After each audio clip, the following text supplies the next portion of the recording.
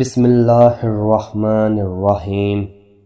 اللہ کے نام سے شروع جو بڑا مہربان اور نہایت رحم کرنے والا ہے۔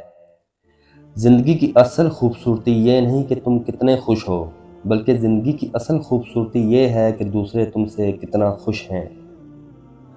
اللہ تعالیٰ کی عبادت میں مشغول ہونا بڑی مفید تجارت ہے، اور اس کی رحمت کا طلبگار رہنا اعلیٰ درجے کی کامیابی ہے۔ اچھے وقت سے زیادہ اچھا دوست عزیز رکھو، کیونکہ اچھا دوست برے وقت کو بھی اچھا کر دیتا ہے۔ اس شخص کی دوستی پر اعتبار نہ کر جو اپنے اقرار کو پورا نہیں کرتا۔ ایک دوسرے کی خبر گیری کے برابر دوستی اور بھائی بندی کا کوئی محافظ نہیں۔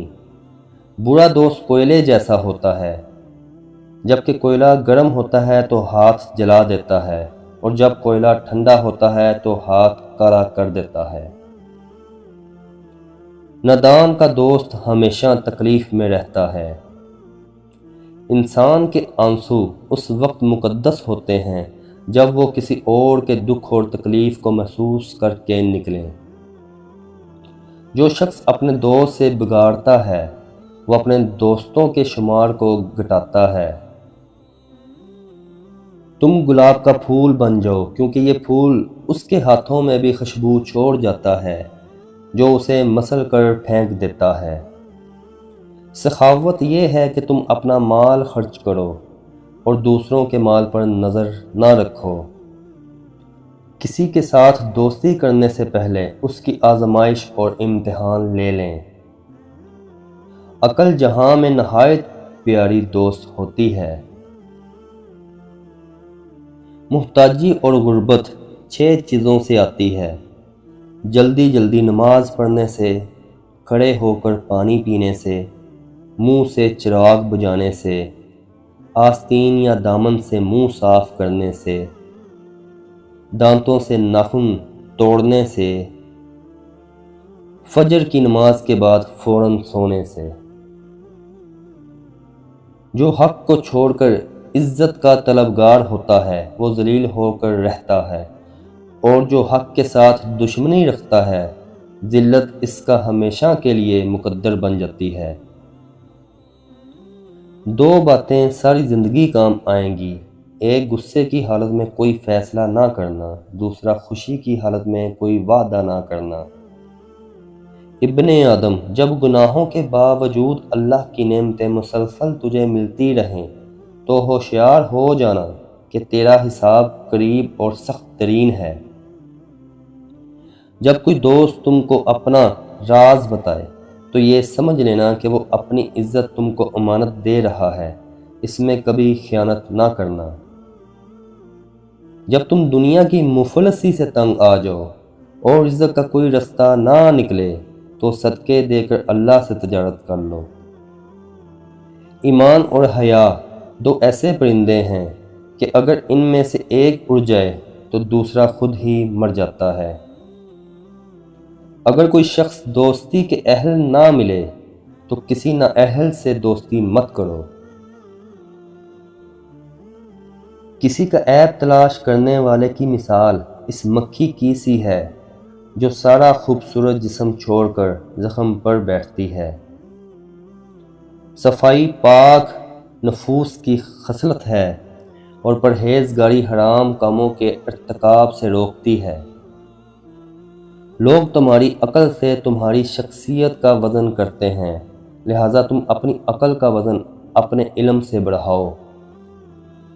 پرندہ اپنے پاؤں اور انسان اپنی زبان کی وجہ سے جال میں پھنستا ہے۔ گفتگو میں نرمی اختیار کرو، کیونکہ لہجے کا اثر الفاظ سے زیادہ ہوتا ہے۔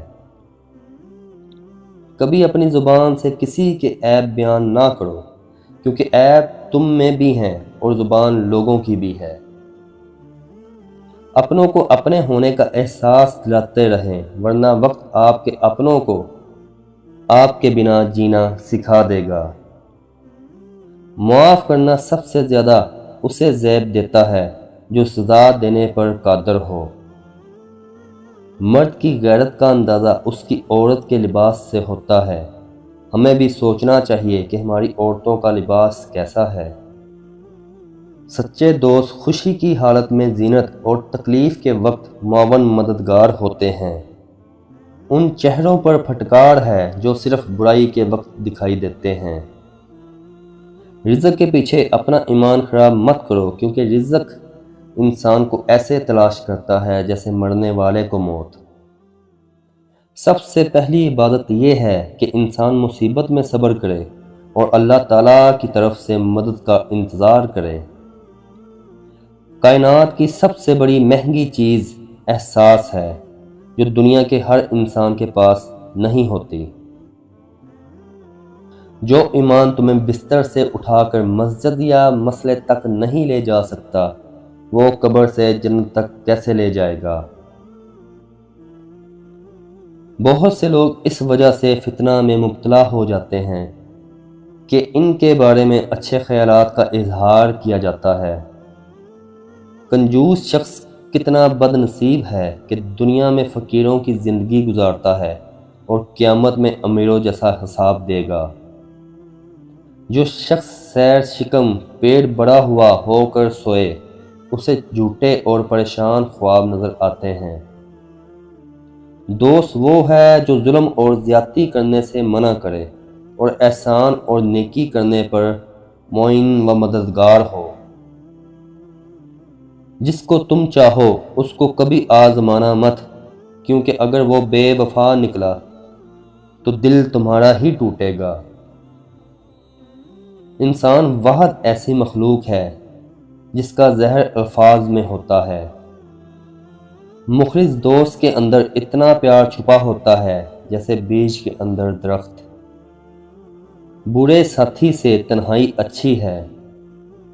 جو آدمی اپنوں کو حقیر سمجھتا ہے، دشمن اسے کچل دیتا ہے۔ سوائے اپنے رب کے کسی سے امید نہ رکھنا اور اپنے گناہ کے سوا کسی چیز سے خوف مت کھاؤ۔ عادت پر غالب آنا کمال فضیلت ہے۔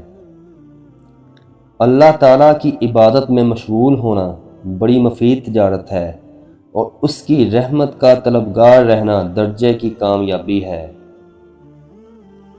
سب سے پہلی عبادت یہ ہے کہ انسان مصیبت میں صبر کرے اور اللہ تعالیٰ کی طرف سے مدد کا منتظر رہے۔ لوگوں کے غلام مت بنو جب اللہ نے تمہیں آزاد پیدا کیا ہے۔ کسی کے خلوص اور پیار کو اس کی بے وقوفی مت سمجھو، ورنہ کسی دن تم خلوص اور پیار تلاش کرو گے اور لوگ تمہیں بے وقوف سمجھیں گے۔ لوگوں کے ساتھ ایسا میل جول رکھو کہ مر جاؤ تو گریا کریں اور زندہ رہو تو تمہارے مشتاق رہیں۔ اپنے دن کا آغاز صدقہ دینے سے شروع کرو، اس دن تمہاری دعا رد نہیں جائے گی، اور اچھی بات بتانا بھی صدقہ ہے۔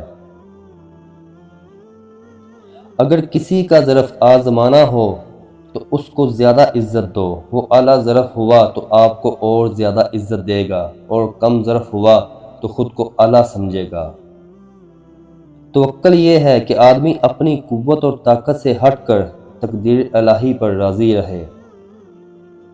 یہ تمہاری کیا حالت ہے کہ تھوڑی سی دنیا پا کر خوش ہونے لگتے ہو، اور آخرت کے بیشتر حصہ سے محرومی تمہیں غمزدہ نہیں کرتی۔ مجھے اس شخص پر تعجب ہوتا ہے جو روز دیکھتا ہے کہ اس کی عمر اور سانس کم ہو رہی ہے اور وہ موت کے لیے تیاری نہیں کرتا۔ بے شک سب سے زیادہ ثواب ملنے والی نیکی احسان اور بلا شبہ تمام کاموں میں نیک انجام والا کام صبر ہے۔